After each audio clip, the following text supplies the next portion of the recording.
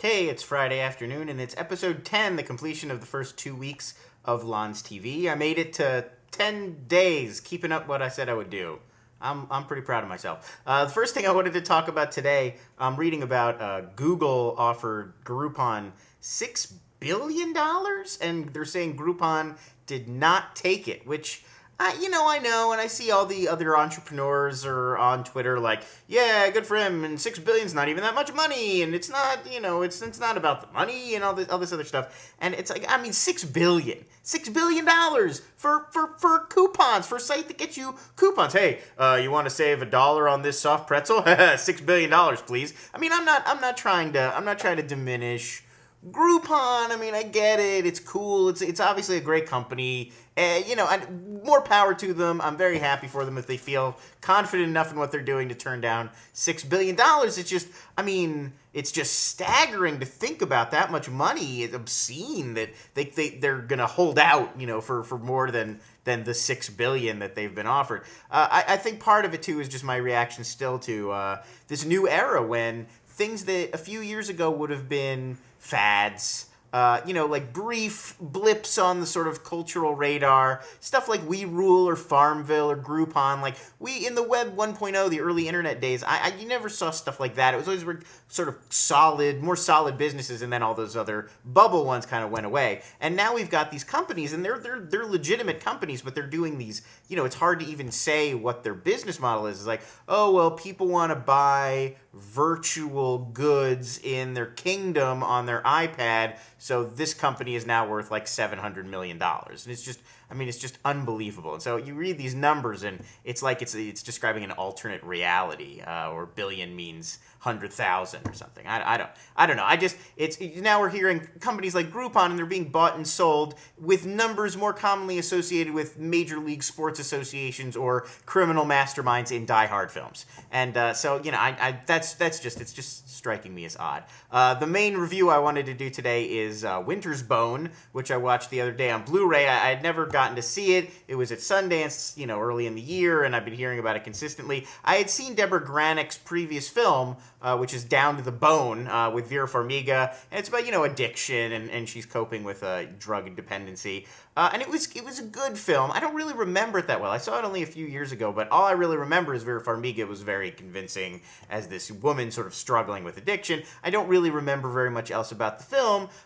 This one, however, I think is probably going to be pretty memorable, and there's a good chance I would want to revisit it down the road. It's very tense, gritty, unflinching. I don't know if you guys are familiar with it. Basically, a 17-year-old named Ree, and her father has put the family home up as his bail bond, and then he's disappeared. He's gone. So they're basically going to come take the family's home away. She runs the house. Her mom is in some sort of traumatized catatonic state. She's ill or whatever. We see her, but she's basically just a blank. And then she's got these two young children, a boy and a girl, to take care of. And she's basically taking care of the whole family. And at the bare bones bottom level of what could be considered taking care of them.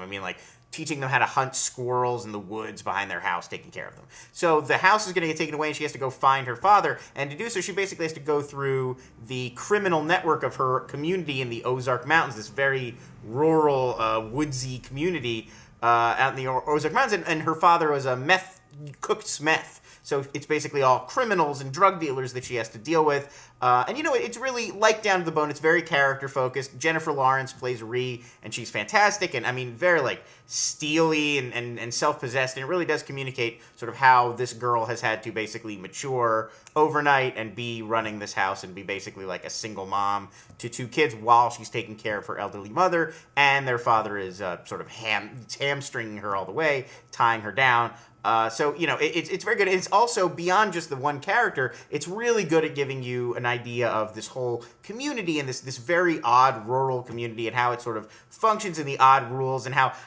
characters keep mentioning well, we're all supposed to be related to one another, so I figured you'd help me out. And you realize that's not a euphemism. Everybody in this little community, they're so isolated, probably is on some level related to one another.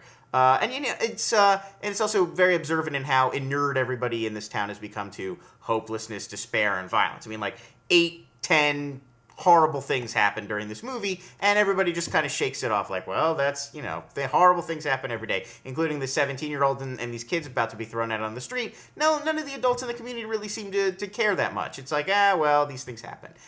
Just, you know, and it does, I will say, after a while, it can feel a little bit like White Precious, where it's like just more and more tragedy just keeps getting heaped on. Everything that she discovers and every new wrinkle in the story is like makes things worse and worse and worse for her scenario, and they're going hungry and they're starving and they're going to be exposed to the wilderness and there's people hunting them down and shooting at them. But I think the sort of otherworldliness of the scenario, we're just so fascinated by the scenario, it keeps it from feeling a little after-school special-y, which I think, I liked Precious. I thought Precious was a good film, but it did have that feeling of, well, we know these generic, like, things in urban movies that are everybody's problem, and we've seen them depicted so many times that it can feel a little generic, even in that film, which I thought overall was a really good film. And also the cinematography is amazing. It actually is reminiscent of The Road, which was post-apocalyptic. This is pre-apocalyptic, if you assume there's going to be an apocalypse. And it's still, I mean, just garbage and trash, everything's strewn everywhere.